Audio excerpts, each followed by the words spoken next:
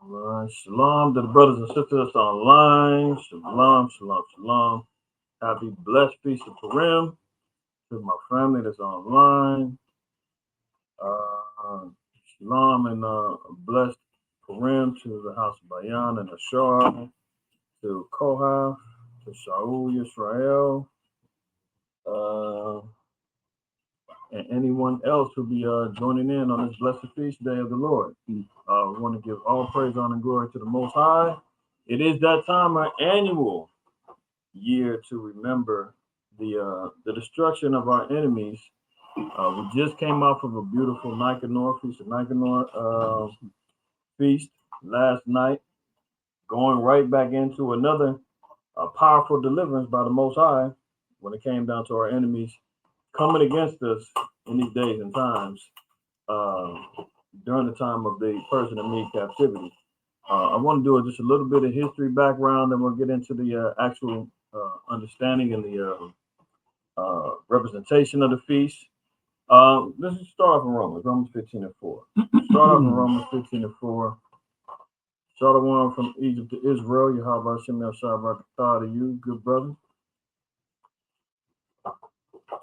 Let me get this banner up. Let's get a little history regarding the feast. And always know it is not a Sabbath, however, it is a memorial, which means a remembrance and a convocation as such in commemoration of the Lord's deliverance of his children from said destruction at the hands of our enemies, man. There was a bounty and a hit put out on all Israelites, all the Jews that was in the scattered captivity of the Persians and Medes. And it was only through the grace and mercy of the Most High and the bravery of one of our beloved sisters named Esther, who sacrificed herself, in a sense, for the children of Israel at the wisdom and guidance of her uncle, being Mordecai. All right, so let's read that in Romans 15:4 first. Book of Romans, chapter 15, and verse 4. Mm-hmm. For whatsoever things were written aforetime were written for our learning. So any history that we get is written for our learning. Okay, so we can't be ignorant and just say, "Oh, that doesn't matter." Oh, who knows about that? You know, we can't live in the Old Testament. We got to live in the New, under the New Covenant. All that old stuff is gone away with through the blood of Christ. He nailed it to the cross. No, the remembrance and the glory that came along with these feast days is very important because it gives our people inspiration. It's supposed to be an inspiring story, man, to have some real self-esteem and pride about who we are. You know, the bravery of our people being able to stand up to the point to where we even have this word right now. You know, you go through the history with the Maccabees, man, you have men, women, children was getting put to death just for being an Israelite, just for being a Jew, right? They try to disconnect us from our laws and our commandments, our power, which is our Heavenly Father. You know, they try to completely destroy our whole legacy. And it took some brave men and women, man, to stand on 10 toes to say, I'm not going for it. You know, and whatever it takes, we're going to go through it in order to preserve our future and our legacy. All right. Jump over to St. John 15:13.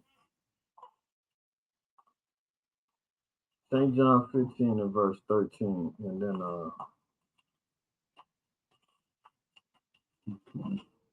Book of St. John, chapter 15, verse 13. Greater love hath no man than this, that a man lay down his life for his friends. So when we're reading about this history in Purim and Esther, this is a real love story. And I ain't talking about romantically and the links between her and King Ahasuerus, which is Xerxes the First. We ain't talking about that type of love story. We're talking about the love that she had for her people, her nation, that she was willing to give her own life if it meant the liberation of our people. Same way Yahweh Shai gave his life for the liberation of our people. We're talking about real revolutionary acts, man. We're in the last week, so-called Black History Month. And if we really want to talk about, you know, real legacy history when it comes down to our matriarchs like Esther, you know, we salute Sojourner Truth and Rosa Parks and Harriet Tubman and all the other sisters that, you know, played a part in the legacy. But we got to go even further back than that. Just like the Most High said, we just got to read in Romans. The things that were done aforetime are written for our learning, right? So let's go a little bit further beyond that. All right, jump over to the book of Daniel. Book of Daniel. And I'm gonna share this PowerPoint. I'm not gonna do the whole chapter. I just want to get a history or get an understanding on the time frame that we're living in. I mean that we're representing. We're talking about the Persian and the Mede captivity, otherwise known as the Achaemenid Empire. Achaemenid Empire. Achaemenid Empire. Let me get that. Go ahead and read Daniel 7 and 1. Book of Daniel, chapter 7 and verse 1. Mhm. In the first year, Belshazzar, king of Babylon, Daniel had a dream and visions of his head upon his bed. Right. So Daniel is having a dream, right? Under King Belshazzar. He's getting ready. This is under the Babylonian captivity. Um, the king is having, Daniel's having a vision, right? Read on. Then he wrote the dream and told the sum of the matters. Daniel spake and said, I saw in my vision by night, and behold, the four winds of the heaven strove upon the great sea. The great sea. All right, hold on. Give me Revelation 17:15. What is this great sea? Some will say it's the Mediterranean because that was the greatest sea there of the known earth at the time. The scriptures will also pronounce it as a populace of people. All right, and we'll get that precept in Revelation 17:15. We got Revelation 17, verse 15. And he saith unto me, the waters which thou sawest, where the whore sitteth, are peoples, and multitudes, and nations, and tongues. So the four winds are representing these four kingdoms, right? And they are going to be standing on top of peoples, nations, tongues. This is talking about kingdom rulerships. Okay, read verse 3. Verse 3. And four great beasts came up from the sea, diverse one from another. Diverse one from another, right? So hold that and jump over to verse. Let's read verse 17. Book of Daniel 7:17. These great beasts, which are four kings. Are four kings, right? So when we're reading about these four beasts in Daniel, we're talking about four kings. So this is going to be historically, and this is accurately depicted in all scholarship circles. When we're talking about major kingdom rulerships, we're reading about it prophetically through the vision of Daniel. We're going to be talking about, I'm going to get right to the point with the Persians and the Medes. But the initial kingdom that Daniel saw was the Babylonian captivity, or the rule of the Babylonians, right? The next would be the Persians and the Medes. After that would be the Greeks, and following that would be the Romans. We're going to look at the Persians and the Medes because it pertains to the history regarding Esther, Purim, our scattering within the Persian and the Mede captivity, right? Another time I'll go through all of the beasts, but I just want to get right to the point regarding this particular beast that we found ourselves under in bondage. All right. Drop down and let's read verse 5. Daniel 17, verse 5. And behold, another beast, a second, like to a bear, and it raised up itself on one side, and it had three ribs in the mouth of it, between the teeth of it, and they said thus unto it, Arise, devour much flesh. So this second beast said that it was going to be like a bear. So this bear is going to be a representation of power, dominance, rulership, right? You look at the grizzly bear. The grizzly bear in its habitat is the alpha wherever it goes. Black bears run from them. They ain't messing around with them. Wolves, nobody's messing around with the grizzly, right? Now, this particular bear had three ribs in its mouth. Now, these three ribs we're going to see here. Let's see here. I want to read this. Read it one more time. Daniel 17 and verse 5. And behold, another beast, the second, like to a bear, and it raised up itself on one side, and it had three ribs in the mouth of it, between the teeth of it. So the one side is the dominant side being the Persian side. You got the Persians and the Medes, right? Hold that. Give me Daniel the 5th chapter and let's read 28. Book of Daniel 5, verse 28. Mm-hmm. Perez, thy kingdom is. Actually, it's like you can start at 25.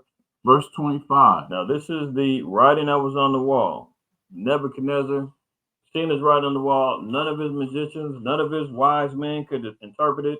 They called Daniel. He said, Daniel, read what's on this wall, man. Tell me what this is talking about. Read. Verse 25. And this is the writing that was written. Mene, Mene, Tekel, Upharsin. This is the interpretation of the thing. Mene. God hath numbered thy kingdom and finished it. So Mene means number. So he's letting King Nebuchadnezzar know that his days is numbered as far as being a rulership kingdom any longer. Okay, go ahead. Tekel, thou art weighed in the balance. So he's let him know that he's now being weighed in the balance, meaning his kingdom now is being judged. Right? And art found wanting. Mm-hmm. Perez, thy kingdom is divided and given to the Medes and Persians. So there you see where the transition is coming from the first beast to the second beast. Babylon is that first beast. He's saying now they're going to, the days are numbered, they're going to be judged, they're going to be found wanting, meaning they're going to be taken out of rulership and going to be replaced by the Persians and the Medes. All right. Jump back over here to Jeremiah 51 and 11. And as he's getting that, I'm going to read this little history regarding what it means when it says the bear was laying on one side. That says the Persians' dependence on the Medes was terminated by Cyrus II, who rebelled against the last of the Median kings, Astyages. Astyages marched against them, but the Median army revolted and handed over their king to Cyrus in 550. Plundering Ecbatana, now Hamadan, the Median capital, Cyrus became ruler of Media. So it's showing you the transition of power from the Persians and the Medes. Cyrus took over rulership after they defeated the Medes, and the Medes handed over their kingdom. All right, the Astyages. It says, according to the official Persian tradition, he was the maternal grandson of Astyages and was supported by the Median nobles. To the outside world, his seizure of the Median crown looked like a mere change of dynasty. Media, which is an alliance with Babylon, had destroyed the Assyrian Empire in 612, was a great power, whereas the Persians had been unknown before Cyrus. Therefore, foreigners. Speaking from Herodotus, it says, Herodotus said they continue to speak of Medians, meaning Persian. In Daniel 8 and 3, the two-horned ram is a symbol of Media and Persia. All right, so when it's saying is laying on one side, it's showing the dominant side rulership of the Persians under Cyrus. Okay, Jeremiah 51 and 11. Verse 11, make bright the arrows, gather the shields. The Lord hath raised up the spirit of the kings of the Medes for his devices against Babylon to destroy it, because it is the vengeance of the Lord, the vengeance of his temple. All right, so we see here that the Medes led the charge in regards to taking out Babylon from power, right? And they aligned themselves with the Persians, took out the Babylonians out of power, and now you got the Persians and the Medes as ruling. Okay, give me one more in Isaiah 45 and 14. Book of Isaiah 45, verse 14.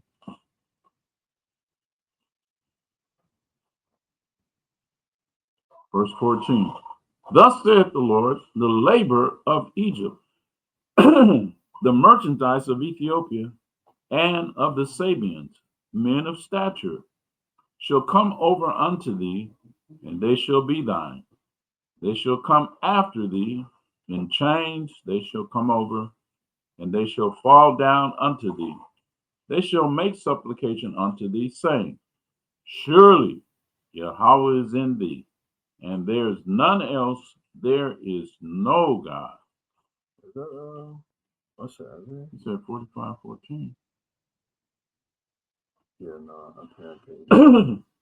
Can't get you wrong one. Mhm. That's okay. You can drop that one. Jump over to Daniel 8 and 3, and then we'll do Daniel 11.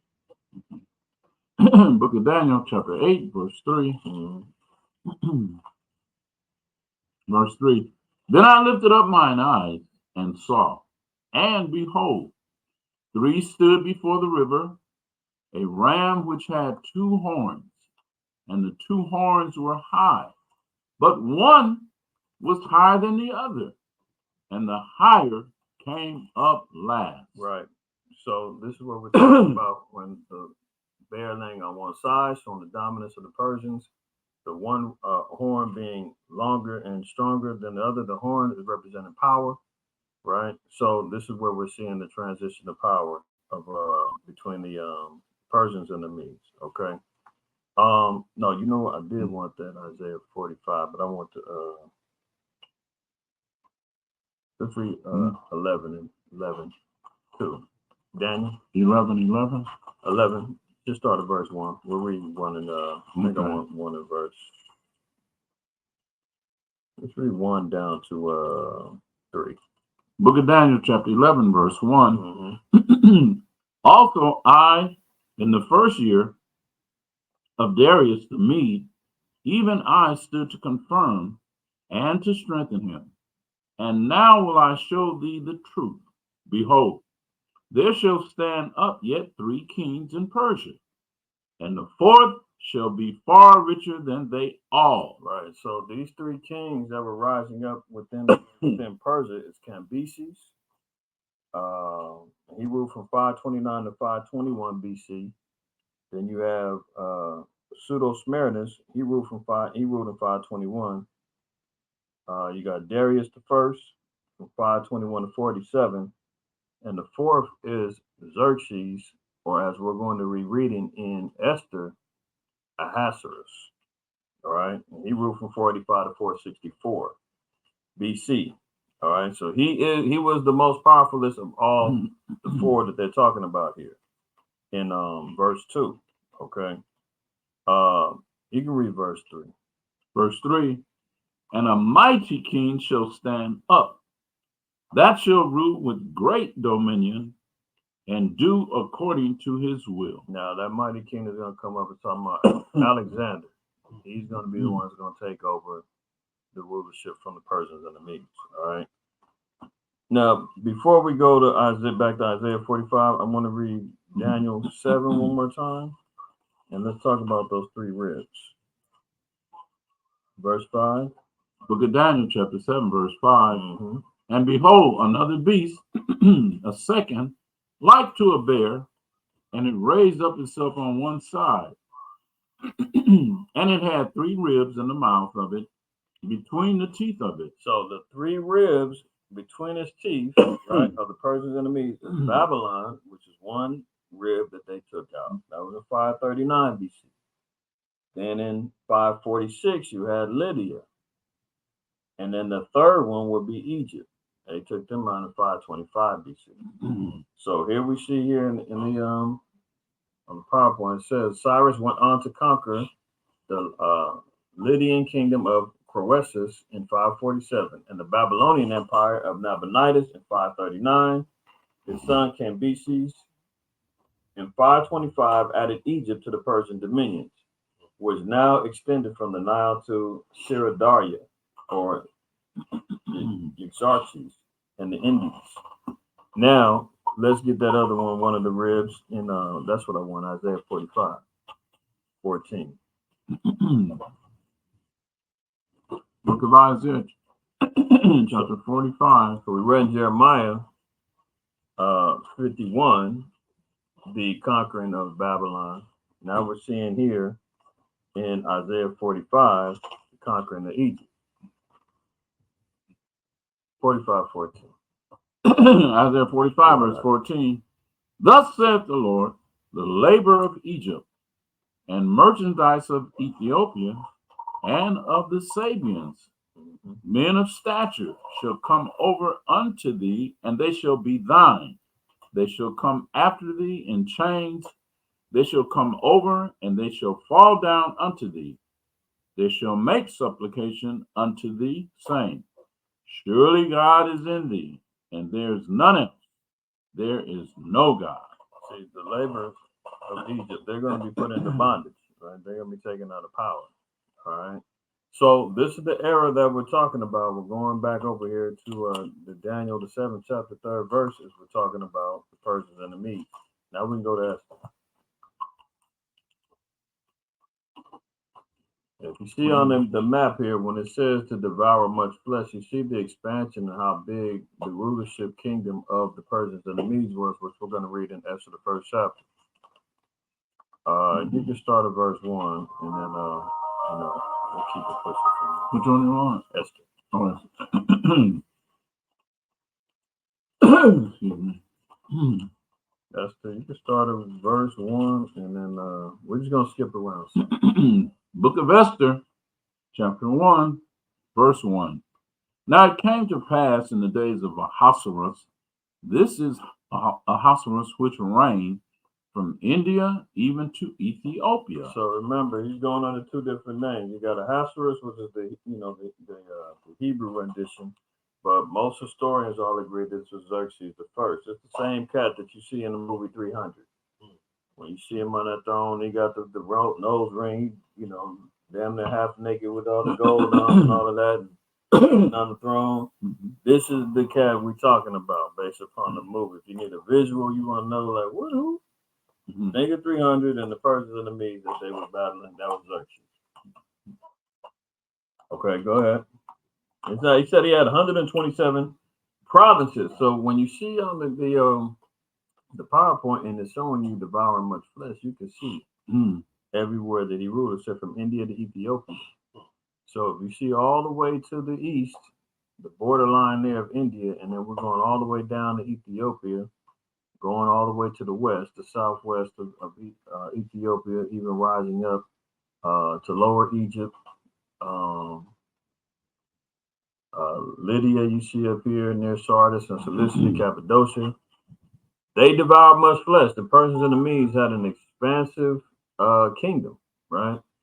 And guess who was scattered all amongst them? Deuteronomy 28:64. Let's read that too. Book of Deuteronomy, chapter 28, verse 64.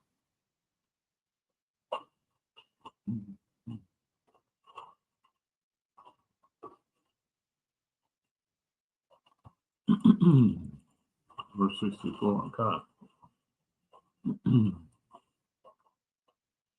Okay. And the Lord shall scatter thee among all people, from the one end of the earth even unto the other, and there thou shalt serve other gods, which neither thou nor thy fathers have known. So we see clearly that our people have been scattered throughout the four corners of the earth. When we was under the Persians and the Medes, we still had a diaspora that was happening within this particular era right now, right? So within these 127 provinces, you had jakes all over the place. So you just seen on the map everywhere the jakes could have been, from India all the way to Ethiopia and in between. Okay. Now let's go back to Esther 1.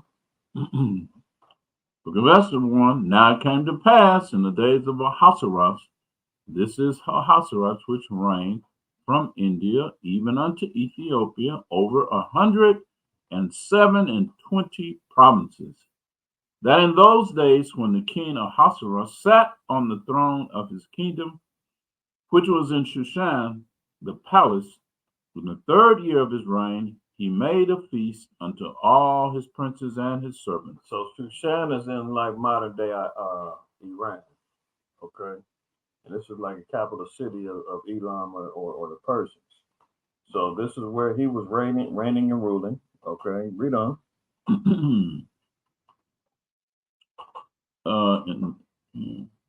Verse 3, in the 3rd year of his reign, he made a feast unto all the princes and his servants, the power of Persia and Media, the nobles and princes of the promises being before him. So this is when they still had a bond as a duality of rulership, but the Persians was clearly the leaders of the kingdom, right?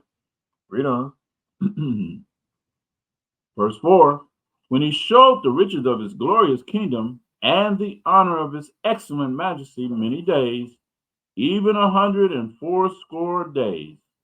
And when these days were expired, the king made a feast unto all the people that were present in Shushan the palace, both unto great and small, 7 days in the court of the garden of the king's palace. So they want to glorify their kingdom, their rulership. They're trying to show out and let it be known. Hey, you know what? We want to we want to show the world the glory of the Persians and the Medes. We're gonna have a 7 day turn up. We want everybody coming. So Ahasuerus is getting ready to throw this big old shindig in regards to the glory and the rulership of the Persians and the Medes. Drop down, read verse 9. Verse 9, also Vashti, the queen, made a feast for the women in the royal house which belonged to King Ahasuerus. So Vashti was his wife at the time. She wanted to have her own feast. Vashti was always in rebellion of King Ahasuerus or Xerxes, right? She didn't want to, be a part of the rulership that Xerxes was establishing. He wanted her to come out to be his first lady, to show her off his what they call it, trophy wife or whatnot. And she was like, I'm not doing that. I ain't coming out. I can throw my own party. And that's where you see, man, when the Most High tells the women and the men of Israel that rebellion is a sin of witchcraft, the Most High is not with that.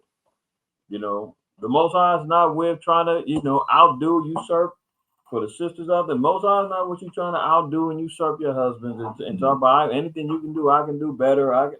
The Most High is not with all of that. And even in the Persians, their rulership, they was like, look, that ain't how we supposed to be getting down. But Xerxes was losing the grip on what was happening in his household. But continue on. Verse 10, on the seventh day, when the heart of the king was merry with wine, he commanded Meshullam, Biztha, Harbonah, Bigtha, and Abagtha, Zethar, and Carcass, the 7 chamberlains that served in the presence of Ahasuerus the king, to bring Vashti the queen before the king with the crown royal. Right. So, he done gone 7 days without her presence. She got her own little thing going on. He's got his thing going on. He's, wet, tripping off the wine. And he's like, man, where the hell is my queen at? Wait, Vashti, tell her get out here. Bring the queen. You bring the crown royal, so that everybody can awe and gawk at her beauty. Really? For she was fair to look on. Right. So, the heathen always caught up in the vanity. He wanted everybody to see what his wife was looking like. It's almost like what do you got nowadays, man? You guys are like modern day pimps. You know what I'm saying? They got these guys out here pimping out they women, telling them go online and do cam shows and go do your little modeling and all that and bring the money back on to me. Let everybody see you just so long as I get the money. I get the glory. The scriptures tell us that if the man gets his glory through the woman in 1 Corinthians 11, so he still wants to have that same glory. You say, well, I want everybody envying me because I got the baddest one in the kingdom. And Vashti's like, oh, is that what you think I am? A piece of me? That's what you think I am? Something for you to show off your little trophy? I ain't coming out. So read that in 12. Verse 12, but the queen Vashti refused to come at the king's commandment by his chamberlains. Therefore was the king very wroth, and his anger burned in him. Drop down verse 15. So now we're seeing the rebellion in the house now has Ahasuerus hot. Vashti said, man, the hell with him, middle finger, tell him I ain't coming. I'm partying with my girls. Go ahead. Verse 15. Verse 15. Mm-hmm. What shall we do unto the queen Vashti according to the law? Because she hath not performed the commandment of the king Ahasuerus by the chamberlains. And Memucan answered before the king and the princess Vashti the queen hath not done wrong to the king only, but also to all the princes and to all the people that are in all the provinces of the king Ahasuerus. So his advisors came and told him, said, look, this is a bad look, man. She's in open rebellion. She got her own party and her own glory going on over here. And now it's going to look bad on the rest of the kingdom. You're losing the grip of your power. Really, who's running?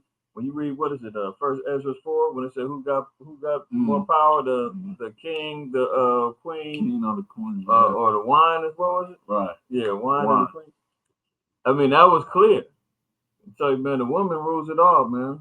She sits on his lap, takes the crown off, puts it on her head, slaps him, laughs. He goes out and kills and destroys nations and kingdoms, all to say, hey, baby, look what I did. All for you, So they're saying, hey, Ahasuerus, you losing all of that, man. You falling complete victim to this. And it's going to spread in our houses.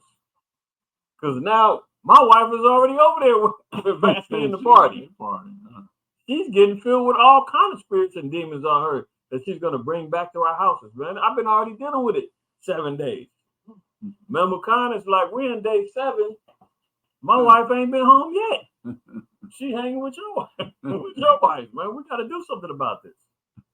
Go ahead. Verse 17. For this deed of the queen shall come abroad unto all women, so that they shall despise their husbands in their eyes, when it shall be reported.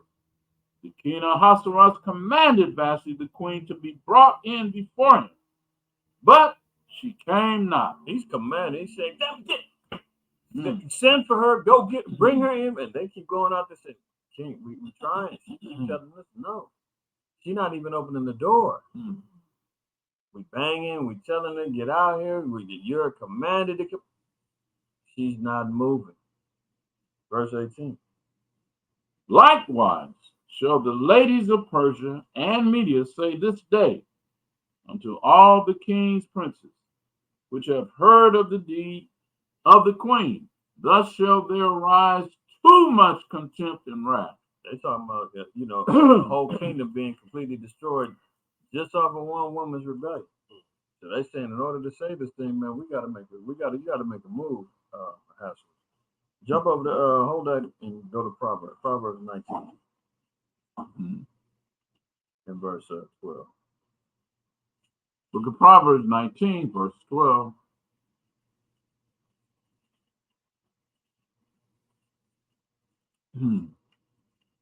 Verse 12.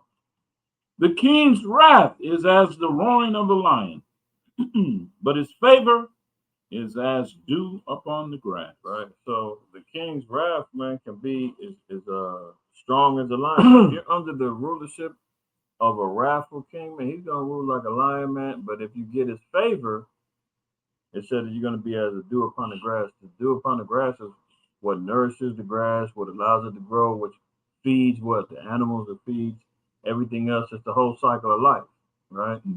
So if you get the favor, that means you're going to gain the benefits. You're going to gain everything of sustenance that you need in order to maintain rule. If you have the rulership of the king, so now that it's in a position now where Ahasuerus is going to be hot, and his wrath is going to be like a roaring lion. Now it's about, well, which and how do we deal with rulership in such a fashion, right? Jump back over to Esther, and let's read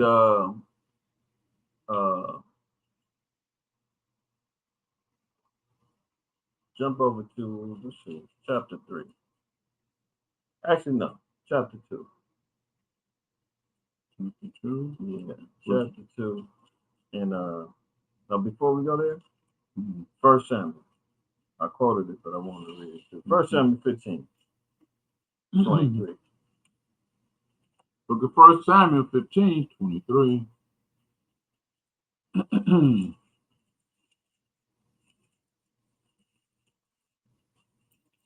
Verse 23. For rebellion is as the sin of witchcraft, and stubbornness is as iniquity and idolatry. You can see how the Most High feels about that.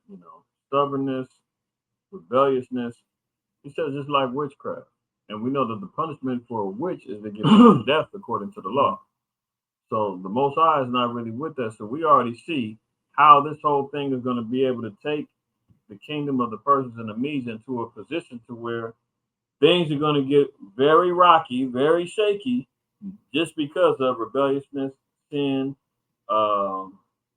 stubbornness, all being a part of the equation. The Most High is going to move and put a spirit on the Persians and the Mede kingdom, right? And it's all going to be for the liberty of the children of Israel at the end of the day. Give me a Habakkuk. Habakkuk 1 and 4. And then we'll go back there.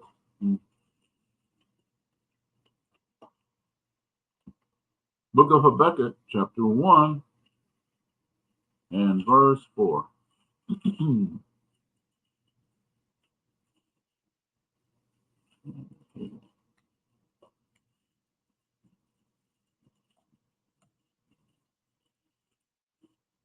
Verse 4, therefore the law is slack, and judgment doth never go forth. See, that's what happens, and that's the lesson to learn for us as Israelites, man, is to understand and know where and how the Most High deals with judgment. When judgment is slack and the law is slack, judgment doesn't ever go forth. What ends up happening? Go ahead. For the wicked doth compass about the righteous, therefore wrong judgment proceeded. So this is why Ahasuerus had to make a judgment within his kingdom, because the Most High is saying if you have slacking of the law, and that's for anything regarding congregations, bodies, camps, whatever the case may be, you have to have judgment. You got to instill the law, because this is a whole cut just for the whole new covenant. We ain't got to keep the law scenario. But the Most High is telling you, if the law is slack, judgment doesn't go forth. What's the phrase that everybody says now? You can't judge me. Don't judge me. The average dope fiend on the corner that don't know nothing, he can at least say, doesn't the Bible say, judge not unless you be judged? You say, well, what other scriptures do you know? Can you say the next verse? I don't know, but I heard that one just to get you up off my back.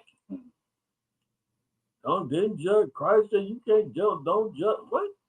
Scripture says that a spiritual man judges all things, and the law is spiritual, right? So the Most High has let us know, if the law is not present, you're going to have wickedness compassing righteousness. That's what we see all throughout the earth right now. And as long as you got these glitterbug crack fiend preachers out there constantly injecting, we don't need to keep the law. We're in liberty. We're in grace. We ain't got to do that. We're in the new covenant. Christ paid the debt. We're in the law of Christ. We only got to keep the two greatest commandments, and everything else. We're going to continually be here suffering in bondage, dealing with oppression, still prophesying and saying, how much longer, Lord? We got another 20 years down the line. We're still talking about we're in the last days. Because the opposition is constantly running around here with the spirit of Satan on them, saying the law is slack. We ain't got to have judgment. So what's going to happen? Wickedness is going to constantly be engulfed in this world, as we see it presently right now. And it says, therefore, wrong judgment proceedeth. So if the law is not there to create right judgment, then what are we judging on? Our own understandings, our own feelings of what we think should happen, what I feel is right or okay. No, the Lord said, I gave you righteous judgment. Although we can't execute all the judgments that the Lord said, but you have to be able to establish a fine line to say right and wrong, right? And consequences have to be preceded after the fact. All right, let's go back over to Esther. And you can pick it up at chapter 2. Let's start verse 1. Chapter 2, verse 1. After these things, when the wrath of King Ahasuerus was appeased, he remembered Vashti and what she had done, and what was decreed against her. Then said the king's servants. So what was decreed against her was Queen Vashti was exiled, right? So he divorced her, exiled her out of the kingdom, and now there's a quote unquote for lack of better terms, a lottery or a beauty pageant is going to be held for the next queen. Okay, so the decrees went out. Everybody's understanding and knowing and heard about what happened to Vashti. Now the king is getting ready to look for her replacement. Okay, continue on. Verse 2. Then said the king's servants that ministered unto him, let there be fair young virgins sought for the king, and let the king appoint officers in all the provinces of his kingdom, that they may gather together all the fair young virgins unto Shushan, the palace, to the house of the women, unto the custody of Hegai, the king's chamberlain, keeper of the women, and let their things for purification be given them. And let the maiden which pleaseth the king be queen instead of Vashti. And the thing pleased the king, and he did so. So they're getting ready to establish this pageantry for the next queen. So they said we'll go throughout the whole kingdom, man. Find all of the fine young virgins and bring them before the king. Let them go through the purification, and whichever one the king selects is going to take the place of Vashti. All right, read on. Verse 4. And let the maiden which pleaseth the king be queen instead of Vashti, and the things pleased the king, and he did so. Verse 5. Now in Shushan, the palace there, was a certain Jew, whose name was Mordecai, the son of Jair, the son of Shemaiah, the son of Kish, a Benjamite, who had been carried away from Jerusalem with the captivity which had been carried away with Jeconiah and Judah, with Nebuchadnezzar, the king of Babylon, had carried away. So Mordecai was part of the Babylonian captivity. He went in under Jeconiah and his rule, and that would be the end of the rulership through Jeconiah after they went into captivity, right? And then later it came back through Zerubbabel. So Jeconiah was the king that Mordecai went into captivity with under Babylon. All right, go ahead. Verse 7. And he brought up Hadassah, that is Esther, his uncle's daughter. So we see the transition of captivities, right? So we're going from Babylon, going right to our next captivity. You know, you got Moab running around thinking they got next. We're not going into another captivity. This is the last one, okay? Esau, his rulership, this is our last stop before our deliverance. Man, Moab think they lining up and we about to be what? Got to be kidding, man. That's out of here. No, those days are over. Our forefathers went from one bondage to the next bondage to the next bondage and just constantly having new oppressors over them. We're at the final stages. We're in the last bondage and the last captivity. Thus saith the Lord. All right, continue on. And he brought up Hadassah, that is Esther, his uncle's daughter, for she had neither father nor mother.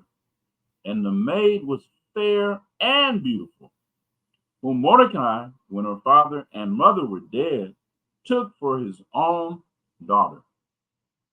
So it came to pass, when the king's commandment and his decree was heard, and when many maidens were gathered together unto Shushan the palace, to the custody of Hegai, that Esther was brought also unto the king's house, to the custody of Hegai. So we see, just even if you're looking at it, even from a structural standpoint of family, right?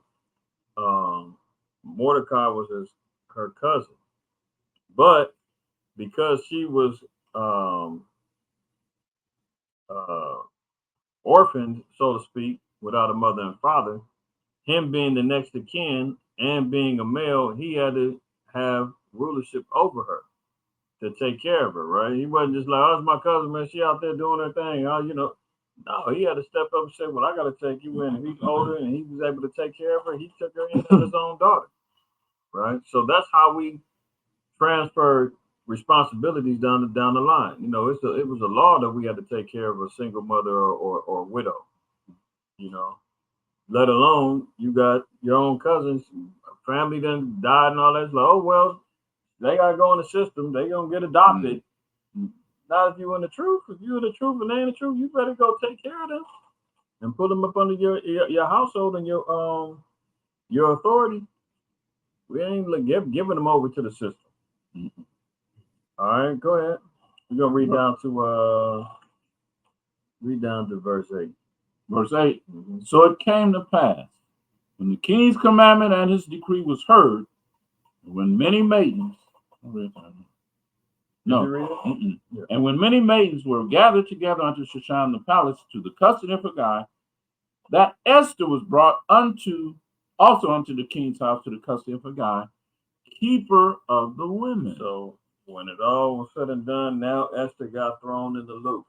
Why? Because we just got to reading earlier. She was fair and beautiful. So, they're out there scouting around. They said, man, this is a bad one over there. Now with Mordecai the Jew, summon her too. So she gets thrown in the loop. Right? Drop down and read verse 12. Verse 12. Now when every maid's turn was come to go into King Ahasuerus, after that she had been 12 months, according to the manner of the women, for so were the days of their purification accomplished, to wit, 6 months with oil of myrrh, and 6 months with sweet odors, and with other things for the purifying of the women. Then thus came every maiden unto the king. Whatsoever she desired was given her to go with her out of the house of the women unto the king's house. In the evening she went, and on the morrow she returned into the second house of the women, to the custody of Ashkaz, the king's chamberlain, which kept the concubine.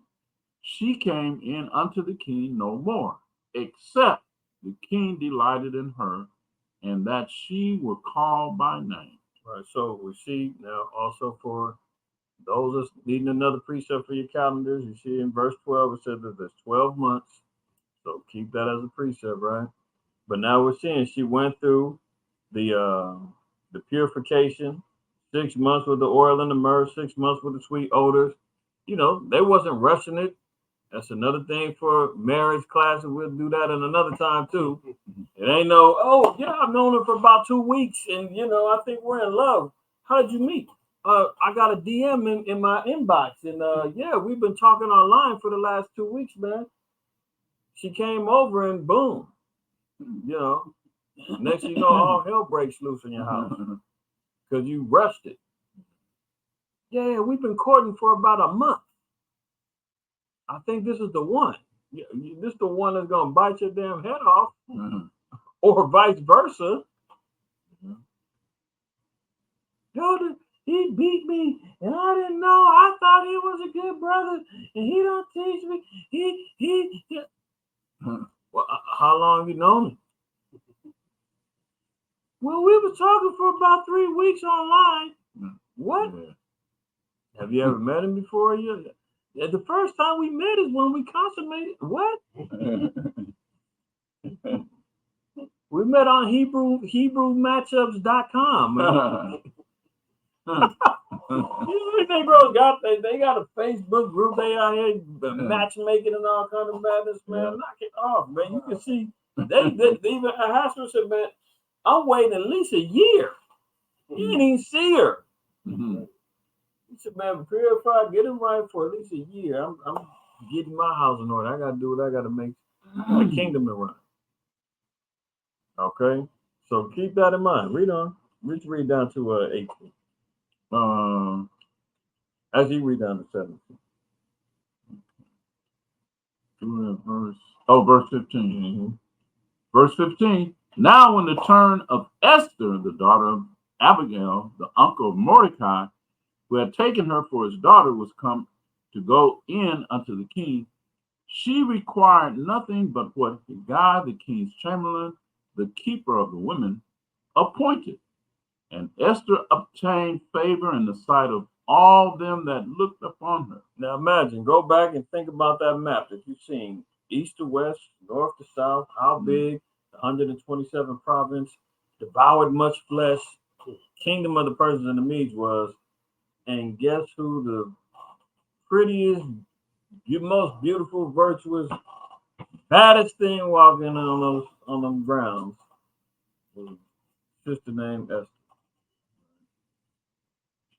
And you got these jakes running around here, man, trying to get these little scallywag, you know, uh, fat Edomites out here, man, willing to go to the depths of the earth, man, for some more raggedy looking, maggot Snow out bunny. there, man. Snow bunny. Snow bunny. You know what? The best of the best comes from the 12. No question about it at all, right? And he didn't even know it. That's why you see them drooling and constantly, man, fiending up about women all the dang time.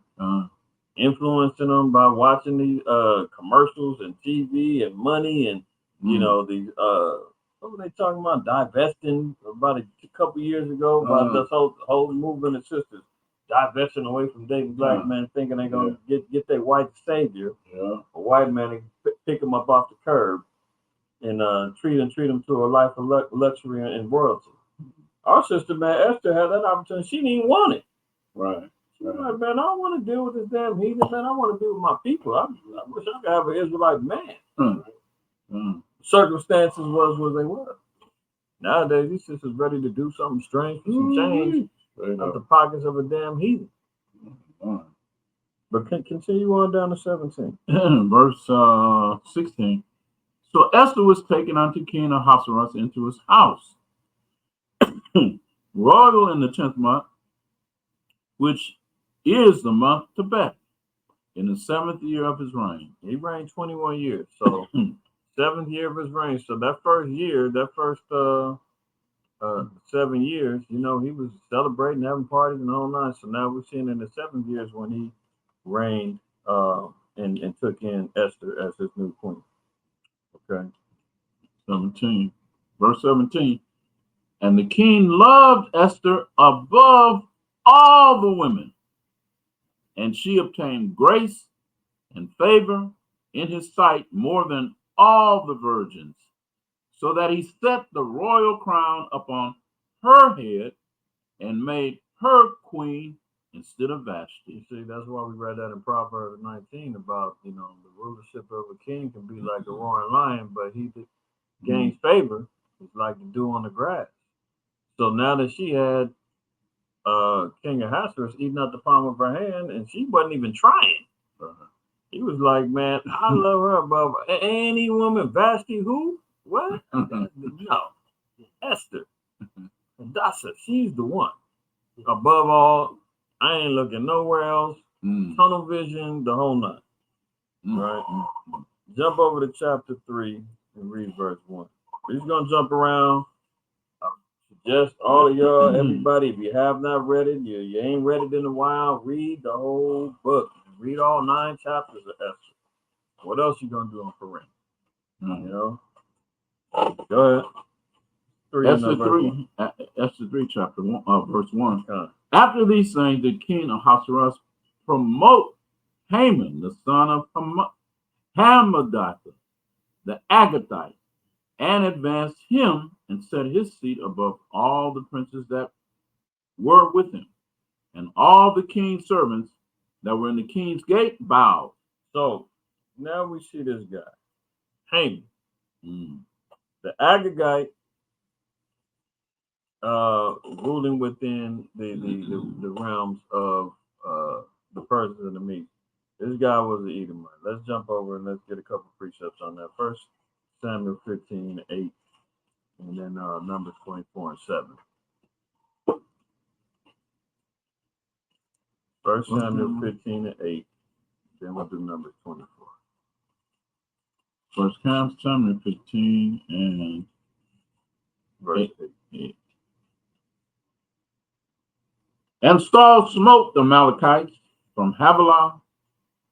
He said verse 7 or 8? 15, verse 8. And he took Agag, the king of the Amalekites, alive, and utterly destroyed all the people with the edge of the sword. Right. So we're seeing here. Remember, so Haman was an Agagite, right? So it's going back to tracing, well, whose bloodline did he come out of? Agag, the king of Agag, which was an Amalekite, right? Now jump over to Numbers 24 and read verse 7. Numbers 24, verse 7.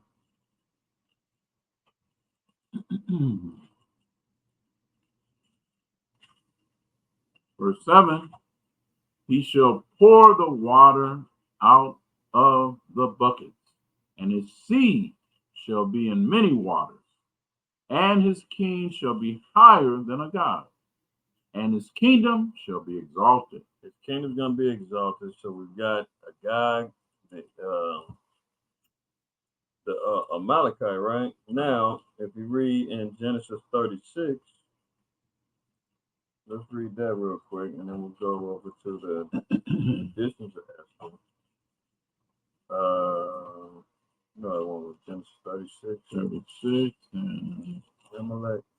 yeah, I think that's 13. 12. Mm-hmm. You got 12 and then 16. Genesis 36, verse 12. And Timna was concubine in Eliphaz, Esau's son, and she bare Eliphaz Amalek. These were the sons of Adah, Esau's wife. Right. So we're talking about Esau. We read verse 1. We're talking about Edom, the so-called white man. This is his generations. Amalek was one of his sons. He became a duke, which was a ruling figure. This is why you see a god becoming a king out of the seed of Amalek and Edom. This is how he gets into his rulership. Haman, this is where we see where he's an Agagite or Agagite. All right. Jump over to your apocryphal. This is Esther. And I want to read 16. 16,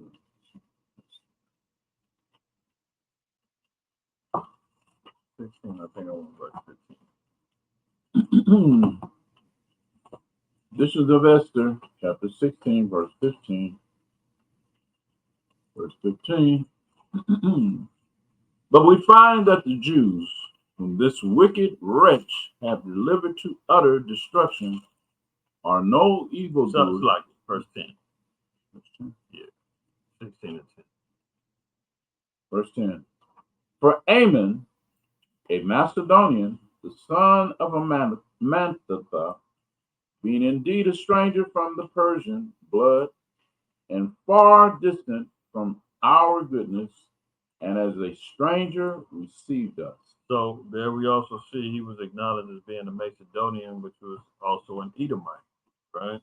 So there's no question now that we've got an Edomite that was ruling, and it said that he was far different than the Persians and the Medes. So he wasn't a Persian, he wasn't a Mede, he was serving in their kingdom and had his own, province of rulership, like a satrap or a vassal, within the kingdom. He had some power, right? That's why I said that his seat was above all the princes that were with him. So let's jump back over to Esther 3. Book of Esther, chapter 3. So we got this damn Amalekite, Edomite, dirtbag heathen ruling, having a seat of rulership within the Persians and the Medes, and he was exercising and flexing his power a little bit. Okay. Esther 3:2. And all the king's servants that were in the king's gate bowed and reverenced Haman, for the king had so commanded concerning him. But Mordecai bowed not, nor did him reverence. Mm-hmm. Then the king's servants which were in the king's gate said unto Mordecai, Why transgressest thou the king's commandment? You might want Jake's bowing down. You want everybody bowing down to him as if he was the king. That's the ways of the so-called white man, just the arrogancy that he always feels as though that he's superior, white privilege. When he walks around, we're supposed to just bow down and kiss the ring. And Mordecai was like, man, I'm not with that. I'm not bowing down to him. You can do that. We've seen the same example in the Greek captivity under Antiochus. Remember in First Maccabees chapter 1 and 41, it said that he wrote a decree there also be one people. It said all the heathen left their laws and their customs and became like, and many of the Jews also left off their custom and became like the Greeks. They were sending out the the messengers all over the place, making sure that everybody was bowing down and was going to give obeisance to him. What was his name? Antiochus Epiphanes, meaning what? Power manifested, God manifested. So he got the same mentality, man, as his predecessors. Remember, he was a Macedonian, so even in the Greek translations, it was understood that he was coming from the seed of Esau. He wasn't no different than a damn Greek. And he wanted everybody bowing down to him. So people's questioning Mordecai, man, why you ain't bowing down, man? The king gave a commandment. Go ahead. Then the king's servants, which, let's see, verse 4. Now it came to pass, when they spake daily unto him, and he hearkened not unto them, that they told Haman to see whether Mordecai's matters would stand. For he had told them that he was a Jew. But why you ain't about that? Man, I'm a Jew. I'm a Jew. Israelite, man. I don't follow your customs. Same way you gotta tell your boss. Yeah. How come you ain't celebrating Thanksgiving? Yeah, I'm a Jew. We don't do that. Straight up. What about Christmas? We don't do that. Happy New Year. We don't do that. Hey, Easter, the kids have Easter egg hunt. We don't do that. We are Jews. Straight up. How come you don't celebrate July? We don't do that. We're set apart. Go ahead. Verse 5. And when Haman saw that Mordecai bowed not, nor did him reverence, then was Haman full of wrath. Oh, you think you special? You little black man. That's what he said in his mind. You dirty nigga. Who the hell you think you are? You black spook. Like, what, you think you're not going to bow down to me? Okay, you got me hot now. So not only am I going to take it out on you, but because you keep flaunting that you a Jew, I'm going to get all you people. Read verse 6. You're going to read down to, let's read down to verse 8. Verse 6. And he thought scorn to lay hands on Mordecai alone, for they had showed him the people of Mordecai. Wherefore Haman sought to destroy all the Jews that were throughout the whole kingdom of Ahasuerus, even the people of Mordecai. Now, you see how wicked the so-called white man is? It said he thought about just dealing with Mordecai personally. He said, no, I'd rather just do genocide. You can't come over here and colonize the island or a country. You want to take everybody out. You ain't just taking out the first couple of natives that you meet or whatever. You want to kill every damn body. Oh, we're doing syphilis experimentations over here at Tuskegee. We're not just going to experiment on a few of y'all, man. We're going to do these experiments for 40 years. See if we can take y'all out. How do they react? Or we're not just going to do a study on lead paint in Baltimore and other areas, causing all kind of mental disorders and lead poisonings in our people under the Krieger Institute and John Hopkins in the 80s. Oh, and did the paint in all the projects in Baltimore and DC. But we're not just going to do one little part, and see what happens. Let's do it to everybody. So he said, man, I was thinking about just laying hands on Mordecai by myself, but you know what? I'd rather just give it all these things. Let me go make up a story to boss, Ahasuerus, and go tell a nice little white lie and add some extras onto it and get his approval. Go ahead. Verse 7. In the first month, that is the month of Nisan, in the 12th year of King Ahasuerus, they cast pur, that is the lot, before Haman from day to day, and from month to month to the 12th month, that is the month Adar. So now 5 years have passed since he was been married to Esther. Now for 11 months, here's Haman going day to day, month to month, to King Ahasuerus. Okay, go ahead. Verse 8. And Haman said unto King Ahasuerus, there is a certain people scattered abroad and dispersed among the people in all the provinces of thy kingdom, and their laws are diverse from all people. Neither keep they the king's laws. Therefore, it is not for the king's profit to suffer them. So here he's saying, man, you got these people in here who's saying that they ain't keeping your commandments. He ain't talked to all the Jews. All he did, he talked to Mordecai. Mordecai said, I'm not bowing down to you. Now he gonna turn it into a whole nother thing in regards to dealing with the whole kingdom, right? So he's saying these people ain't worth having in your kingdom, man. They're rebellious. They got their own laws. They ain't following nothing, man. They won't listen to me. We need to get rid of them.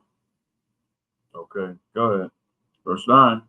If it please the king, let it be written that they may be destroyed, and I will pay 10,000 talents of silver to the hands of those that have the charge of the business, to bring it into the king's treasuries. Drop down, read verse 13. So he made the proposal and said, well, if it please the king, let it be written that they may be destroyed. So he said, we need to put it in writing. Let's make sure that we can go ahead on and seal this deal, make a decree, and let's kill him. Verse 13. Verse 13.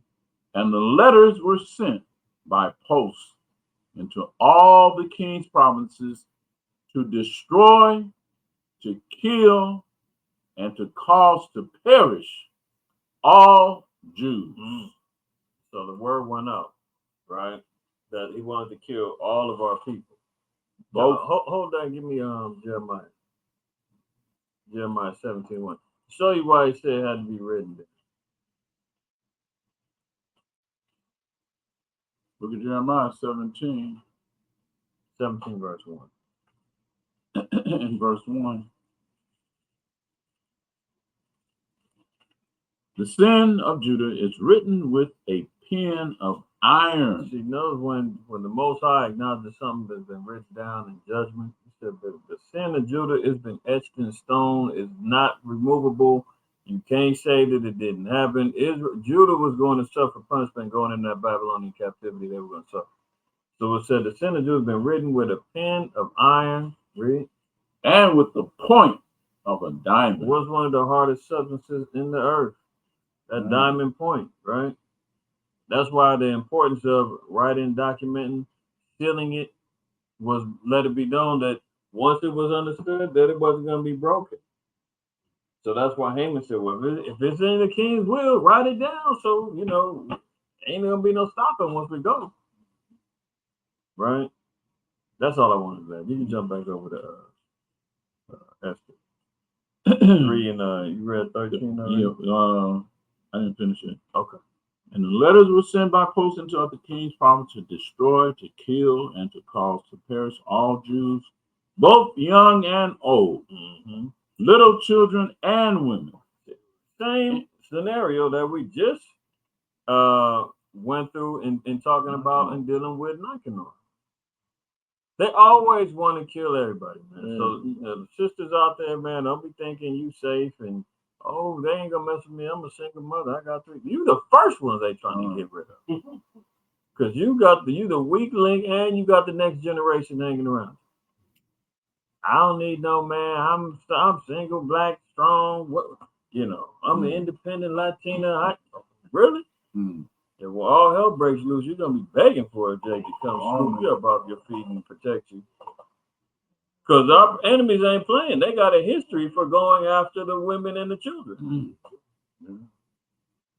The Greeks did it, the Persians and the Medes did it. Amalek, Esau, he loves it.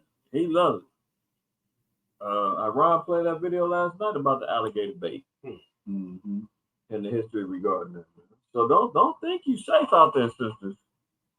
You can make all the little viral little videos and TikToks and talk all you want to. But hey, when this thing goes down, you're gonna be saying, where's the Israelites at? Where's the man of the Lord at? Help! Let us be called by your name and take away our reproach. And Isaiah 4 gonna be kicking in heavy. Because we see. Yeah. The Midianites like nothing other than to grab our women, have their way with. That's right. Yeah, and That's dash right. them babies upside the head up against the wall. And especially them Amalekites, the worst of the heathen. worse. That's what the Most High said. He's the worst of the heathen. Right. So don't be thinking we can just slide by. Women be thinking, well, I'm a woman and what have you. No, the white man ain't gonna forget. He ain't forgetting. Ain't no sliding by. He gonna slide by you. Ain't gonna happen. He said, kill, destroy, and make perish old, young, children, women, everybody. Everybody. In other words, genocide. Yeah. Genocide. That's right. And you can write down the additions of Esther to chapter 13, and that's the writing that he put out there. Mm-hmm. That Haman was seeking out. But jump back over and read 13 one more time. Okay. And the letters were by post into the king's provinces to destroy, to kill, and to cause to perish all Jews, both young and old, little women and children, little children and women, in one day, even upon the 13th day of the 12th month, which is month Adar, and to take the spoil of them for a prey. Now, see, that's where they cast the lot. They was casting. Remember back in verse 7, it said that for 11 months they were casting meaning casting lots to figure out which month were they going to actually execute this judgment. When were they going to go out? And it ended up being on the 12th month. 13th day, the Military. On this day, open season. Lots been cast. King's writing out the commission to say that it's lawful for us to go out there, kill all the Jews, sparing no woman, sparing no child, kill the men. We're getting rid of all of them, right? Yes. In addition, I'll read this. In addition to Esther, chapter 13 and verse, I'll just start at verse 4. Declared unto us that in all nations throughout the world there was scattered a certain malicious people, talking about us, so-called, that had laws contrary to all nations, and continually despised the commandment of kings, so as the uniting of our kingdoms, honorably intended by us, cannot go forward. This is Haman's decree. Seeing then we understand that this people alone is continually in opposition unto all men, differing in the strange manner of their laws, and evil affected to our state, working all the mischief they can, that our kingdom may not be firmly established. Therefore have I commanded that all they that are signified in writing unto you by Haman, who is ordained over the affairs and is next unto us, shall all with their wives and children be utterly destroyed by the sword of their enemies, without all mercy and pity, 14th day of the 12th month Adar of this present year, that they who of old and now also are malicious may in one day with violence go into the grave, and so ever hereafter cause our affairs to be well settled and without trouble. Amen. Put us totally out of the picture. Straight up. They said, man, this is what's stopping the unification of all the nations. They're getting in the way with their strange laws. They're the ones causing a stir. We can't have peace and rulership as long as they exist. And they said, and we got to take them out violently. It wasn't like, let's just exile them out and give them a little strip of land, tell them go over here. It wasn't no go back to Africa and all that. No. They just do We got to get rid of us violently. right? It said women, children, men, nobody was excluded. All right, nobody excluded. 3, read down to 15. Verse 14. The copy of the writing for a commandment to be given in every province was published unto all people, that they should be ready against that day. All people. Now remember, we're talking about from Ethiopia all the way to India and everywhere in between. The word went out. You got these Jews around you, it's open season. On this day, do what you need to, but take them out with violence. Don't spare them at all. Word's getting spread, right? Go ahead. Verse 15. The post went out, being hastened by the king's commandment, and the decree was given in Shushan the palace. And the king and Haman sat down to drink. But the city Shushan was perplexed. So everybody is wondering, like, what's going on? Like, why is now the world getting turned upside down? Now, remember, if the whole city of Shushan is perplexed, meaning they're in confusion. Like, what happened? That nobody else is complaining outside of this damn Edomite. They're saying, yeah, we got this decree with the Jews, put them to death, kill it. What? Why the king why would he put this? Haman's telling us. Haman's out there lying, talking about the Jews. They hate you, king. They gonna stir up the pot. They gonna get everybody rebel. Remember what happened to Vashti? You got a whole people that's like that right now. We need to take them out. Come on, boss. Unbelievable. Far be it from, white man to lie. I mean, look at Rosewood. Rosewood, white woman gets raped by a damn white man. She went out the house and say it was a nigga. It was a nigga. Yeah. Look at Nero. When he burned down half of Rome and then it burned down all of Rome, blaming Christians, which was us. Self-sabotage, man. Yeah. But if it means getting rid of you so-called Negroes and Hispanics and Native Americans proclaiming your nationality and standing up for what's right according to the law, statutes, and commandments is a problem. Why do you think the so-called white man put out the decree talking about black identity extremists? Need to be documented and be watched. These guys is out here practicing. They going to the range, they're identifying who they are. They're meeting and they're gathering together. They're becoming quote unquote woke. This is an endangerment. What about J. Edgar Hoover said he had a fear of a black messiah?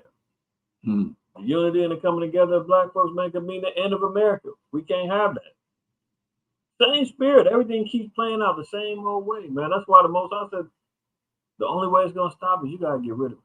He's got to be burned. There shall be none remaining. He got to go, because otherwise he's gonna always have that fear, that insecurity, as long as we're out here walking around strutting our stuff with our fringes flaring, and we're denying eating his unclean foods and his idols and everything else. He can't have no rulership like that. So he's like, look, it's better get rid of him. So the same thing was going on back then. All right. Jump over. Let's see. Read verse 4 and just read 1 down to 4. Chapter 4, verse 4. Verse 4. So Esther's maids and her chamberlains came and told it her. Then was the queen exceedingly grieved, and she sent raiment to clothe Mordecai and to take away his sackcloth from him. But he received it not. Then called Esther for Hathach, one of the king's chamberlains, whom he had appointed to attend upon her, and gave him a commandment to Mordecai to know what it was and why it was. So Hathach went forth to Mordecai unto the street of the city, which was before the king's gate.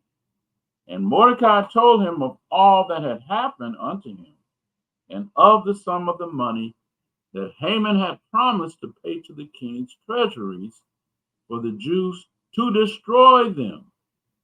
Also he gave him the copy of the writing of the decree that was given at Shushan to destroy them, to show it unto Esther, and to declare it unto her, and to go charge her that she should go in unto the king, to make supplication unto him, and to make the request before him for her people. And Hatak came and told Esther the words of Mordecai. Again Esther spake unto Hatak, and gave him commandment unto Mordecai. All the king's servants and the people of the king's provinces do know that whosoever, whether man or woman, shall come unto the king into the inner court, who is not called, there is one law of his to put him to death, except such to whom the king shall hold out the golden scepter, that he may live. But I have not been called to come in unto the king these 30 days. So, Esther, Mordecai, they come together and they have to come to an understanding where Esther is going to be the only mouthpiece on behalf of the Jews to try to sweet talk Ahasuerus out of this particular decree that was put forth, right? And she said, well, I can't even approach the king's court. Every 30 days is when I get a pass to come through. It ain't been 30 days yet. What am I supposed to do? All right, jump over to the addition to Esther 14. I want to read a little bit out of there too. 14 and start at verse 1. Edition of Esther, chapter 14, verse 1. Queen Esther also, being in fear of death, resorted unto the Lord,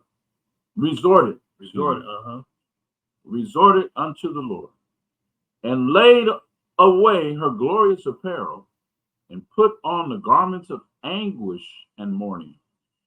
And instead of precious ointments, she covered her head with ashes and dung, and she humbled her body greatly. And all the places of her joy she filled with her torn hair. And she prayed unto the Lord Yahweh of Israel, saying, O my Lord, thou only art our king. Help me, desolate woman, which have no helper but thee. So this is Esther. She's praying to the Lord. Remember, she said that she was even feared getting put to death. She resorted to the Lord. She didn't go anywhere first. Just, the Most High always says, man, I'm point A when you're going through something. Sickness, go to him first. Employment, finances, go to him first. Fear, death, captivity, lockup, go to him first, right? So she lays out all her supplications and her prayers to the Most High in regards to the situation that her and our people was put in. Now, drop down and read verse 13. So she's even praying to the Most High to even give her the words of speech to say. Because what are you going to say? You hear this word, she's like, how can I, run some game on this guy, man? I got to get him. I got favor, but I don't know if I can turn this one around. Only the Lord's word is going to make this happen. So go ahead and read that. Verse 13. Mm-hmm. Give me eloquent speech in my mouth before the lion. Turn his heart to hate him that fighteth against us, that there may be an end of him and of all that are like-minded to him. Mm-hmm. But deliver us with thine hand, and help me that am desolate, and which have no other helper but thee. Okay. Thou knowest all things, O Lord. Thou knowest that I hate the glory of the unrighteous, and abhor the bed of the uncircumcised, and of all the heathen. She said she abhors, man. She hates being in the bed with this uncircumcised heathen, man. She said she hates the glory of the unrighteous. Mm-hmm. This ain't no soft sister, man. She said that the cat man that put this decree out, I pray that this whole thing gets found on him, he gets put to death. And anybody that's like it. Read. Verse 16. Thou knowest my necessity, for I abhor the sign of my high estate. She hated being queen. She didn't like sitting up in that glory bed. Sisters be out there, girl, if that was me, I'd be doing this. I'd be buying this. I'm taking me shopping. I'm spending this. She was like, are you serious? I hate this. If I gotta be attached to this damn heathen for life, Mm, mm. I'm not with it. But in order for my people to have a way out, then that's just what it is. Man, that's going to be a beautiful thing when we get back to that. Right, You know, right. when the sisters can have the mindset of an Esther and the brothers the mindset of Yahushua, God. man, Yeah, that's beautiful. we got to get out of this captivity. That's when you know Esau really gonna lose his damn mind. Thank you. Yeah. Thank you. Mm-hmm. Verse 16, thou knowest my necessity, for I abhor the sign of my high estate, which is upon mine head in the days wherein I slew myself, and that I abhor it as a mistress rag, Mm. and that I wear it not when I am private by myself. Wow. See that? Ooh-wee. That's a bold sister, That's man. a bold She's sister, like, man, man. she's Look. pleading to the Most High how much she had to dealing with this damn heathen, and pray to the Most High to give her the eloquent speech. Mm. See within her heart and her spirit, man, how much she really desired the love for her people and hatred for these other nations. Mm. For the decree that was getting put out there, she was praying to the Most High, man. Tell me what I need to do in order for my people and myself to be delivered. Okay. For time's sake, we're just gonna jump down and start closing out and read a couple more excerpts from these chapters. As we're continuing on. So the decree goes out, right? Jump over into let's read chapter 4 and drop down to read verse 6. Chapter 4.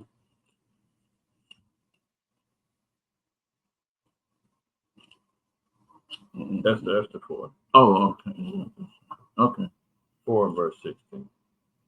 So now Esther's she gets counsel from Mordecai.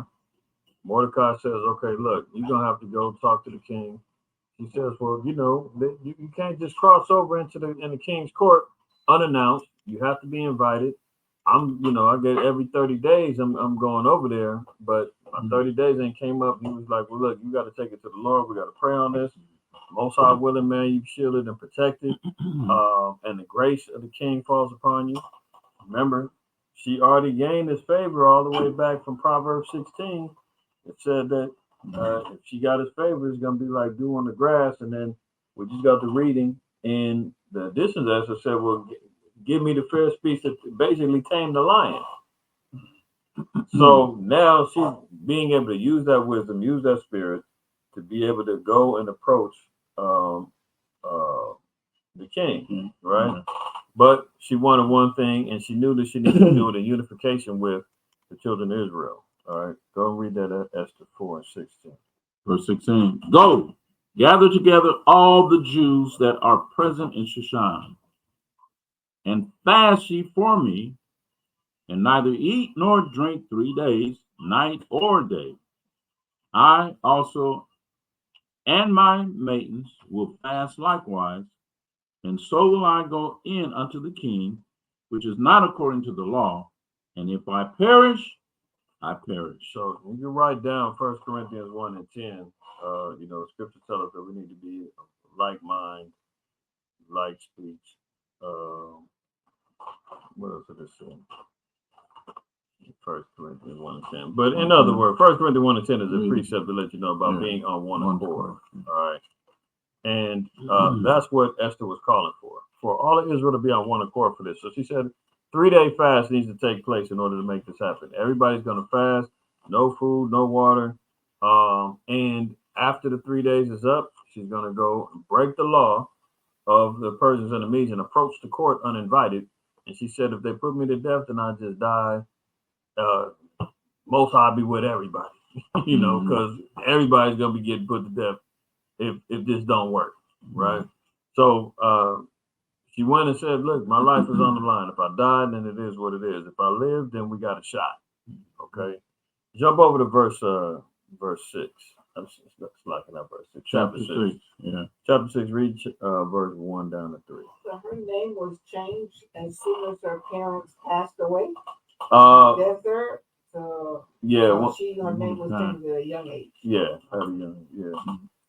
You know, it's similar to like, let's say for Saul and Paul, you know, when you get put under different rulerships, we always had adoptive names of the rulership of the said kings or kingdom. Yeah. Or what, so hers is similar.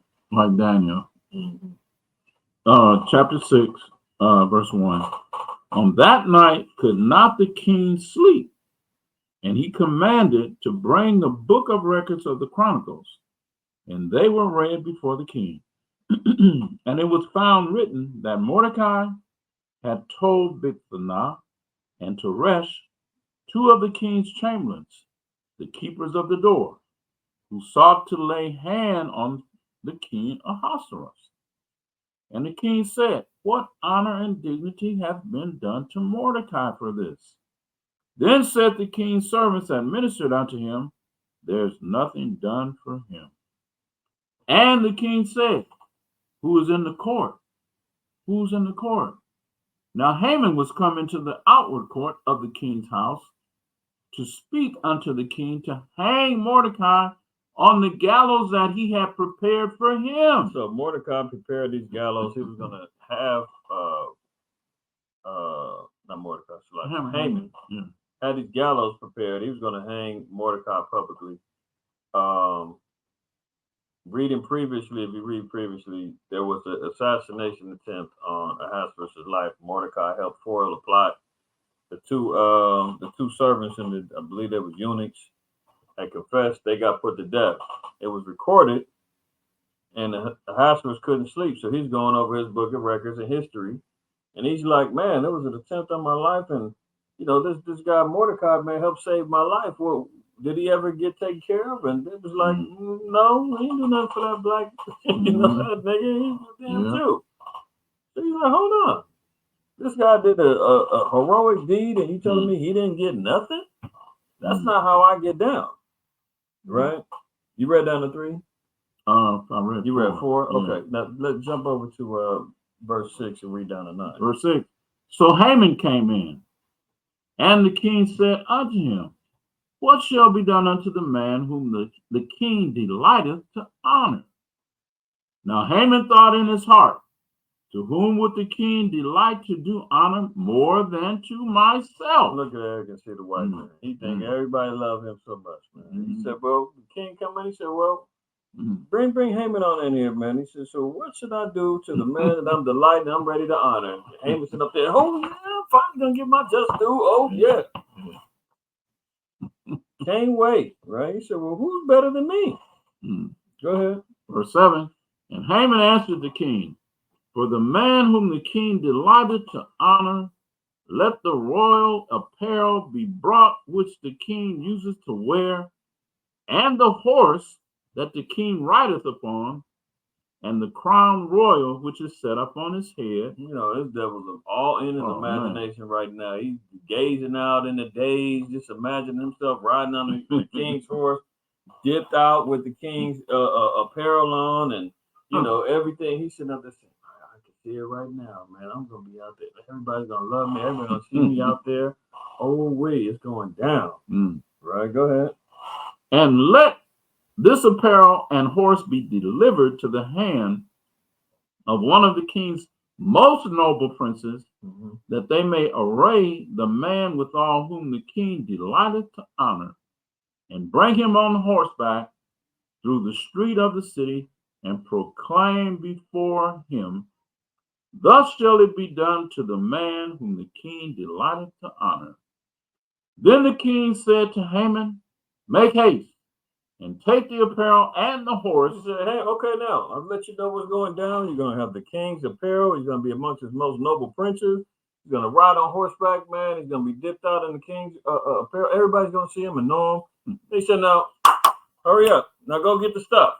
And Haman in his mind, he's still thinking, "I gotta get it, but okay, even if I gotta get it, I'll go get it and put it on myself."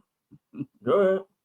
As thou hast said, and do even so to Mordecai the Jew. He said, "What? the Jew? I thought this was for me. What are you talking about, Mordecai the Jew?" His spirit had to be cut to the heart. Drop man. down He was to so his, hurt. Drop down to his foot. Yeah, go ahead. That sitteth at the king's gate. Let nothing fail of all that thou hast spoken. And he said, "You better not drop the ball either. Everything I said better come to pass. You better not fail." Well, that's your $A $sign. All right. Verse 11. Then we'll drop over to chapter 7.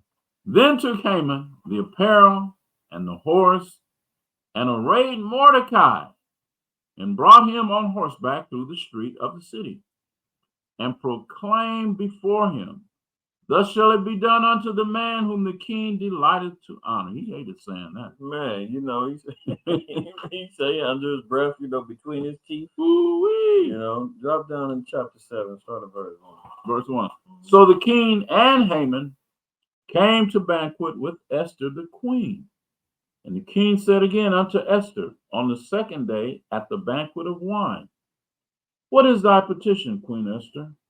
And it shall be granted thee. And what is thy request? And it shall be performed, even to the half of the kingdom." He said, "Look, anything that you want, Esther, it is yours. You just say what the decree is. You can have anything up to half of my kingdom. It is yours." And Haman's sitting there listening to this. He's like, "She's a damn Jew. And you talking about Mordecai? Damn black Jew got it again. God, he's hot. He got to sit there fake smiling, and you know how they do. Like you said, they disarm you when you get on the elevator. You walk around. They want to smile. Hi. They want to smile and everything. They want to smile for hello, how are you? You like, I ain't got no smile for you. What's wrong with you, man? But they want to disarm me. A fake smile, fake little hug, fake handshake, and everything else. He got to do it all right now. All right, go ahead. Then Esther the queen answered and said, "If I have found favor in thy sight, O king." Well, since you mentioned it, go ahead. "And if it please the king, let my life be given me at my petition, and my people at my request. For we are sold, I and my people, to be destroyed, to be slain, and to perish. But if we had been sold for bondmen and bondwomen, I had held my tongue, although the enemy could not countervail the king's damage." As she said, we have been through some captivity before. If it was just about captivity, I'd have been quiet. We just had to go through it again. But this go around, there's a decree to kill all of my people and me. Now, Ahasuerus is like, what? Hold on, what are you talking about? Somebody trying to kill you? My beloved queen? And your people? No, something. I didn't hear about this. And meanwhile, he don't know what he don't know what the little okey doke and wool pulled over his eyes that Haman did, being a slick fork tongued demon that he was. Yeah. Now we get a little bit more detail. Right, go ahead. Go read down to verse 6. Verse 5.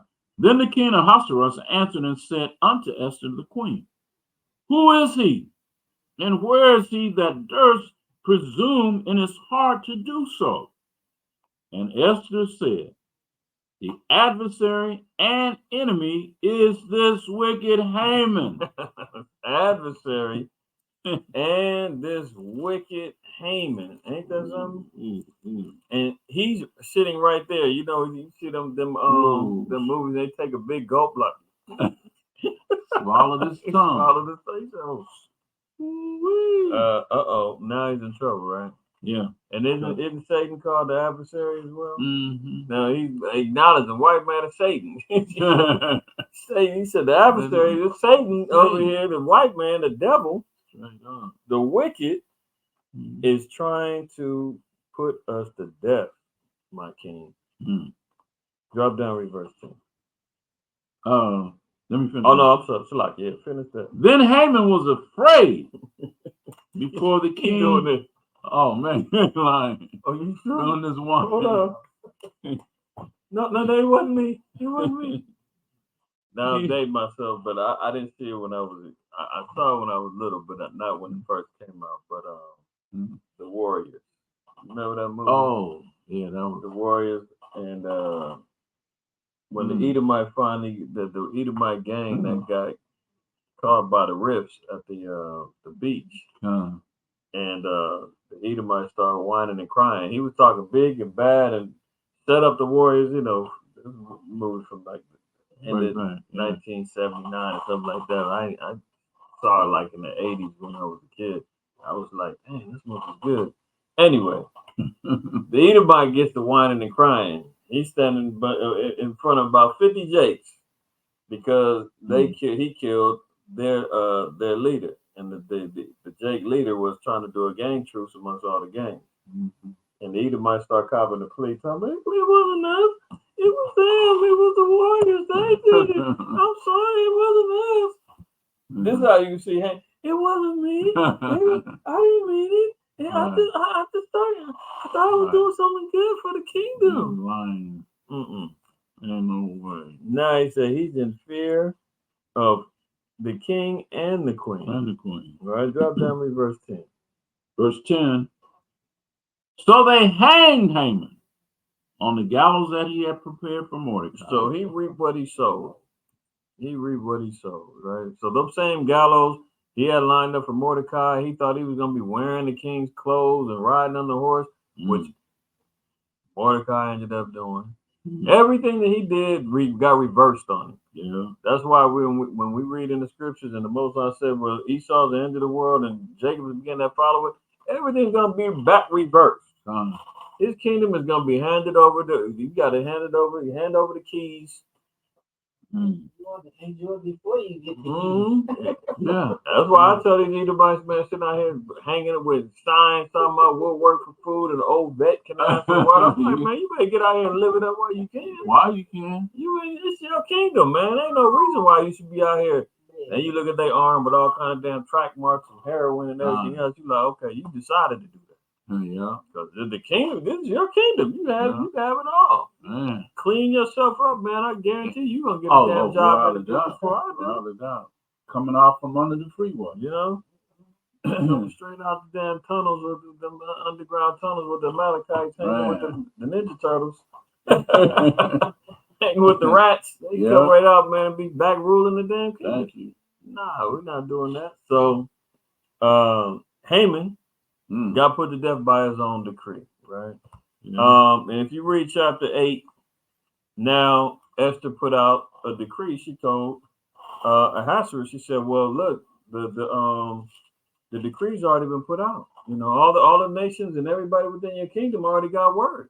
They all are ready to put us all to death. My people are still scattered throughout the four corners of your kingdom. What are we going to do for them? Ahasuerus turned around and said, look, it's going to be in writing. Don't nobody touch the Jews, man. Anybody approach them, the Jews got every right to kill them. Put them to death, put it back, reverse the judgment. So that's exactly what happened. The decree went out, all the nations got word, and it was already understood that the Jews were able to defend themselves, can go out there and put to death anybody that stepped to them. And let's read verse 17 of chapter 8. Verse 17. And in every province and in every city, whithersoever the king's commandment and his decree came, the Jews had joy and gladness. That's right. So we got joy and gladness, man. So this is what we're talking about. Yeah, sure. 1979, the Warriors. Yeah, that's right. I know if Jake's watching now, they're going to be like, man, this is corny, man. What are you talking about? It's a good movie. Nah. Back then, it was good. Right. Like I said, I didn't even know the movie exists. I think I was like maybe about 13 or something, 8th grade or something like that when I first seen it on TV in the 80s. I was like, oh, this is pretty good. I like this. But the old heads, y'all know, The Warriors, man. I remember vaguely. Vaguely. They've had a video game, man. They made a video game out there. They had a whole little resurgence of it. It was a real cult classic back in the day. But let me finish that. Yeah, go ahead. And the Jews had joy and gladness, a feast and a good day. And that's what we're getting ready to do. If we conclude class, we're gonna feast, man. We got a good day. Why? Because the Lord delivered us, man, through the grace and the mercies and the beauty and the wisdom and the mouthpiece of our sister, man, and the wisdom and the guidance of her cousin and Mordecai standing up as being a Jew to defend the laws and the customs of our people, and the destruction of the damn devil and the so-called white man that try to set us up and try to take our people out and have a complete genocide on our people. And the Lord stepped in and gave us favor and said, no, that's not happening. And actually, we're going to put them to death. And the judgment of the so-called white man is as thus. That's what it says. And many of the people of the land became Jews. Right. For the fear of the Jews fell upon them. That's right. So everybody trying to be us, but you can't be us. No. Because it's not about the out appearance, it's about the inner bloodline. Yeah. They can't literally become an ethnic Jew or become part of the bloodline. You can't be grafted in that way. They became Jews, meaning what? They became subject to the Jews. They became aware of and abided by our laws and our commandments. This is where you start getting conversions of the people of the land. Now trying to become Jews, because why? Only through fear. And that's the same thing that's going to happen when this World War III crack off and everything goes down as far as the end of this man's kingdom. The nation is going to say, look, we're in fear. According to Isaiah 14 and Micah the 5th chapter, 4th chapter, and Zechariah the 8th chapter, they're going to be coming grabbing at the skirt of him that's a Jew, and they're going to say, man, we're willing to come along and do whatever each other can do. Isaiah 60, you're going to build up the walls. You're doing it all. Because the fear of the Jews is going to fall upon these nations, and they're going to say, just like in ancient Egypt, we heard and know that the Most High is with you. Can we come along with you as a mixed multitude clinging to the J? Same thing every time. But it's going to be the last go-round. Last go-round. Chapter 9, let's wrap it up. Chapter 9, and let's read verse 1, and then we'll drop down. Esther 9:1. Now in the 12th month, that is the month of Adar, on the 13th day of the same, when the king's commandment and his decree drew near to be put in execution, in the day that the enemies of the Jews hoped to have power over them, though it was turned to the contrary, that the Jews had ruled over them that hated them. The Jews gathered themselves together in their cities throughout all the provinces of the king of Ahasuerus to lay hand on such as saw their hurt, and no man could withstand them, for the fear of them fell upon all people. Right. And all the rulers of the provinces and the lieutenants and the deputies and officers of the king helped the Jews, because the fear of Mordecai fell upon them. See that? So they all switched their tone real quick. They said, look, we're riding with the Jews. And we'll go out, we'll put to death anybody that's against you. Right? Go ahead. For Mordecai was great in the king's house, and his fame went out throughout all the provinces. For this man Mordecai waxed greater and greater. And that gives you an understanding too about the nations, the nations and these heathens, man. Don't think just because they're going out talking about Black Lives Matter or because they want to, get out there because they love you so much. And the fear is what makes them say, look, we're better with them than against them. Not because of so much they respect you and love you so much, and you're so. They're like, look, man, it's either we can be on the other side of history and be in their wrath, or we can actually acquiesce and get along with them because of the fear that they have for us, right? So we see what happens, man. The children of Israel start putting to death all the legacy of Haman. They killed all of his sons. They were putting to death anybody that came up against them. Through the petition and the glory of the Most High. Drop down and let's read verse 18. Verse 18. Mm-hmm. But the Jews that were at Shushan assembled together on the 13th day thereof, and on the 14th day thereof. Actually, read verse 17. Verse 17. Mm-hmm. On the 13th day of the month Adar, and on the 14th day of the same, rested they, and made it a day of feasting and gladness. Right. So on the 13th and 14th day, they made a day of feasting and gladness. Now, if we continue on, read. But the Jews that were at Shushan assembled together on the 13th day thereof, and on the 14th thereof, and on the 15th day of the same, they rested and made it a day of feasting and gladness. Therefore, the Jews of the villages that dwelt in the unwalled towns made the 14th day of the month Adar a day of gladness and feasting, and a good day, and of sending portions one to another. Right. So portions get sent one to another. There was exchanges of gifts given to one another. Everybody being in mirth and gladness. So initially they had it from the 13th to the 15th. So we're looking at it from the Hebrew calendar perspective. Yesterday would have been the 13th. Today's the 14th. If you go outside and you look up at that moon right now, it's almost full. Tomorrow is going to be a full moon, which will be the 15th day. Well, we'll see that it's ended up being a 2-day feast. The 13th day historically ended up getting replaced with the Feast of Nicanor. Okay, so that's why we have back-to-back feasts. So it's Nicanor first, then the 2 days of Purim, right? So we still have 3 days of feasting, mirth, gladness, and enjoyment, right? Continue reading. You can read verse 20. Mm-hmm. And Mordecai wrote these things and sent letters unto all the Jews that were in all the provinces of King Ahasuerus, both near and far, to establish this among them, that they should keep the 14th day of the month Adar and 15th day of the same yearly, as the days wherein the Jews rested with their enemies. Not with. Within wherein the Jews rested from them. their enemies. That's right. Go ahead. And the month which was turned unto them from sorrow to joy, and from mourning into a good day, that they should make them days of feasting and joy, and of sending portions one to another, and gifts to the poor. Right. So this is all part of the customs from feasting.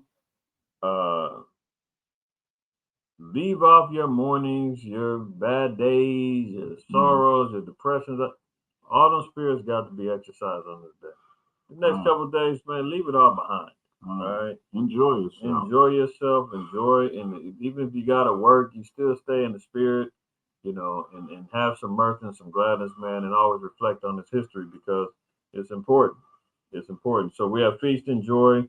We do gift exchanges and stuff, things of that nature during this time, man, and really enjoy each other's company because of the fact that it almost wasn't a point we was going to be able to do this anymore. It's not a Sabbath, but just enjoy yourselves. Yeah, it's not a Sabbath, but it is a memorial and a remembrance and a day of feasting and gladness and joy. All right. That's it. You can read all the rest of the chapter, but for the most part, that's the histories of why we celebrate Purim, understanding the legacy of Queen Esther, Mordecai, the grace and the mercies and the power of the Most High, man, delivering us from what's going to be a genocidal said death on our people, man, to a point to where we were gloried and became the envy of the nations, and we were able to celebrate with each other, man, for 2 days, known as Purim. So with that, man, we're going to close out and give all praise, honor, and glory to the Most High. We're going on with our feasting and giving of portions one to another, man. I want to say shalom to the brothers and sisters that's online, and for those that couldn't make it presently with us here. Hopefully y'all have a blessed feast of Purim. And other than that, man, we're going to sign off. Shalom. Shalom.